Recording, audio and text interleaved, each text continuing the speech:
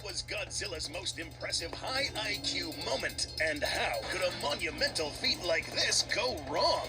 Today on Kochi Center, we'll wind the clock backwards in time, many years back to the Great Titan War, and find out how Godzilla's seemingly most intelligent strategic act ended up backfiring not just on him, but almost causing another mass world extinction. How did this happen? What or who caused it to go wrong? Make sure to watch until the end as we explain Godzilla's high IQ moment gone wrong. For those wondering what genius act turned to blunder, let's return to the film Godzilla Kong, The New Empire. This clip depicts Dr. Eileen Andrews deciphering cave reliefs highlighting one of the episodes of what is known as the Great Titan War. But what is this Great Titan War, and how far back does it go? There's a lot of fragmented evidence throughout the MonsterVerse films that lead to the conclusion that at some point, the Great Apes were at war with Titanus Gojira. Note what this specific film implies: a bunch of apes at war with one Godzilla. However, we also get a bit of contradictory information in other films. Godzilla vs. Kong, for example, implies that the Great Apes were at war not only with the G-Man, but other titans like Godzilla. They used this wording in the official novelization likely as some sort of middle ground to suggest that Godzilla may or may not be a species, with some questionable rumors that Toho didn't quite like the idea of there being many Godzillas roaming about in the MonsterVerse, since Toho themselves most of the time have rolled with just one adult Gojira at a time in a single universe, or with an adopted successor. The idea that Gojiras were an entire species in the MonsterVerse began in 2014 in the film Godzilla, with the reveal of specimen 5146 Adam, establishing that there were other Godzillas. This was later built upon with the release of Godzilla Aftershock, giving this creature the alias Dagon, and revealing that it was killed by a Muto Prime. It was after King of the Monsters when the writers began to detach from the idea, or de-emphasize the fact that Godzillas were a species, referring to them as titans like Godzilla, but still managed to squeeze in clues that there were actually other Titanus Gojira specimens involved in the Titan War. In GVK, for example, we find Kong run into a lair where other great apes dwelled. In this cave, not only is this skull referred to as a creature that was like Godzilla, but there were other battle axes made with dorsals from clearly other Titanus Gojira specimens. Unless we want to say that these were all ripped out from the G-Man himself back then, which is unlikely given his dorsals back in the day looked different. This is clear evidence that at least some tribes of great apes were at war with many members of the Titanus Gojira species. And the fact that in the GVK trailer it talks about them being the last ones standing in a war that happened long ago, but it goes further. Godzilla Kong suggests that at least some of them were led by the vicious and crafty Scar King.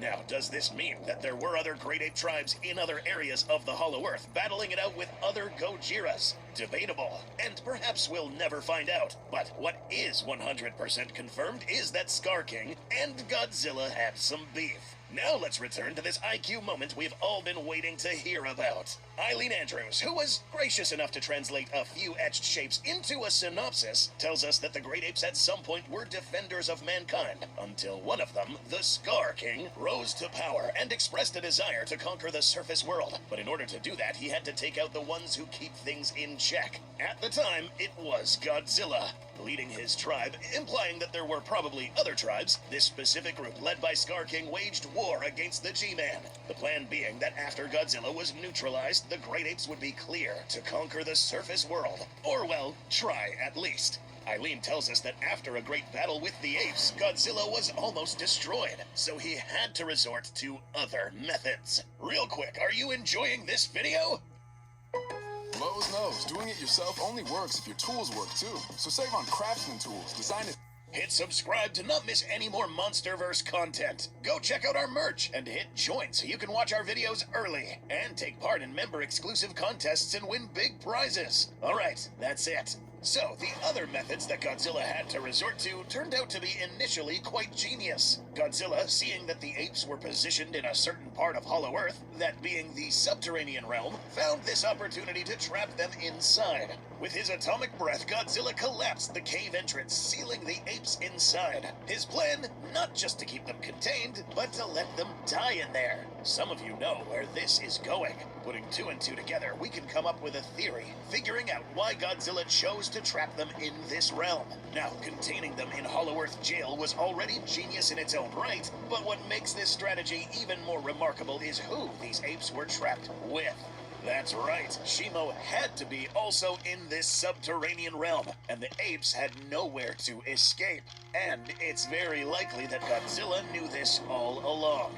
How do we know this? Well, it's no secret that the G-Man has excellent senses, and Titans like him, more or less, know where other Titans are located. Ghidorah detecting activity happening on Illa Damara and changing routes, Godzilla constantly chasing down Scylla using radioactivity as a guide, and Godzilla knowing where to find Kong.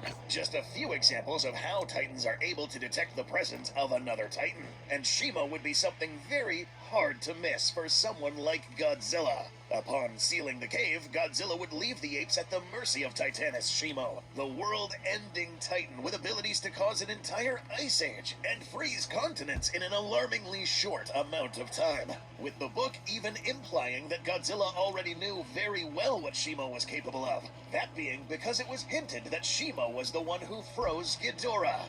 Yes, Godzilla knew that these apes were in good hands, and this Titan War situation was likely to cool down, or so he thought. This is where Godzilla's seemingly strategic act of genius came to almost bite us all in the ass. What he didn't count on was Scar King's relentlessness, ingenuity, and malevolence. Yes, all three were needed to pull off what he was about to, which was to turn the Executioner into his own personal executioner. How the Scar King managed to capture Shimo and turn her into basically a slave is anyone's guess, and we might even try to take a shot at imagining how exactly Scar King managed to capture the biggest Titan in the Monsterverse that we know of so far, without counting this skeleton.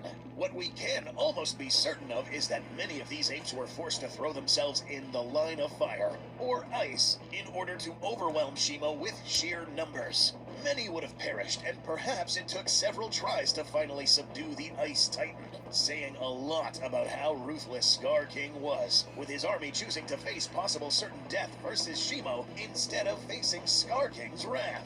But after a while, the devious monkey devil figured out a weakness, using a crystal, likely a piece of her own body, to telepathically transfer command and pain to Shimo. With this crystal, Scar King had complete control. Now, figuring out something like this is no easy task, and it may have taken many skirmishes, many defeats, piles of dead apes, and a lucky event, where bumping into this object, picking it up, and then figuring out that it has some kind of effect, to finally find out how to subdue Shimo. With this instrument of doom, Scar King cemented his control over the remaining apes, and waited patiently until an opportunity was presented to finally take over the surface world and fight Godzilla. Now, it is very likely that a big reason why Godzilla decided to go through a drastic change in his form and evolution was because of this, knowing that it wasn't just any threat that he was about to face, but something of monumental proportions and power. Remember, the book already implied that Godzilla knew how powerful Shimo was, and the possibility of facing her again was probably a reason why Godzilla evolved further.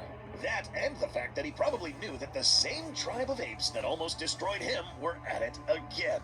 Now, the resurgence of Scar King could have gone completely wrong. In fact, this could have ended most of humanity as we know it. Again, this is a topic that we can discuss in the future. But to summarize very simply, causing another ice age, especially in Rio de Janeiro, an area that is predominantly tropical, the local human population would be unprepared to face such a cataclysmic event. In fact, the whole world would not be prepared to face such a disaster. Ground Zero, Rio, would turn into a frigid wasteland, and all the inhabitants of Rio, both flora and fauna, would perish under such harsh temperature changes. The rest of the world would follow in weeks, and surrounding areas in days. That's if we entertain the idea that Shimo instigated an ice age here with just one shot. There are many variables to this, but back to the main topic. The Great Titan War was a vast subject that could be looked at from different angles, and with many other explanations. Unfortunately, after every film, the most epic event in the Monsterverse timeline becomes even more confusing, with every film adding a bit of story that possibly retcons anything that happened prior. But there's another fun way to look at these things. That's why you watch Goji Center, where we all come together to talk about theories, what-if scenarios, and explanations of things that are already canon in the Monsterverse. So, subscribe if you haven't, or Godzilla will step on your car.